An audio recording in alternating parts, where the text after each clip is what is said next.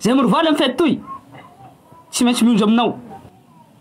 Mandeha zahay à France, mandeha zahay États-Unis, mandeha zahay en Chine, mandeha zahay en Ghana. Tsy hitako ane fa hita ndesinao ane tsy ampy 5 minutes. Entao manao harako azy. Fiu France, fiu Canada, fiu États-Unis. Miala mandini hatonao fa zay tsy maintsy andesinao amin'ny fety. Oh dala vao he. Ha? Sa besinao ty va herika asa panovinao tsy ska taonao fa raha hafa ro taonao. Ha? Mantsiny lelanao. Valo tiako mare. Zao sy raha nahakanao.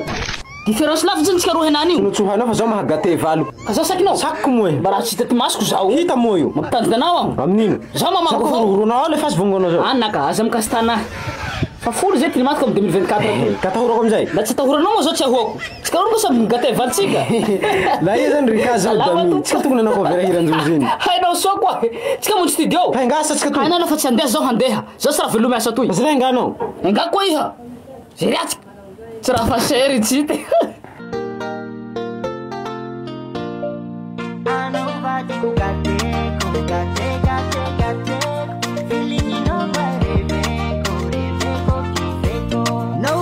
Sana miliara anoty atakalo e davila feno adrala na maro fa avalo e anoty akuty avela sao tsy agnary jokera fagnaty foko anao raika anao no tia lafa ianilako milaminda mitisaiko fanagnanao iaby fitiava sira ilaiko fiaigna lavitsite vite vite tebeo sao favuki tambi tambi tam tambeo anao vadiko gateko gate gate gate feeling ino guai reveko reveko kifeko anao vadiko gateko gate gate gate feeling ino guai reveko reveko kifeko fulangi kwa no timari tiabuni fa bari bari fitiavanga tulani mami shaiko miduru yumba sana badi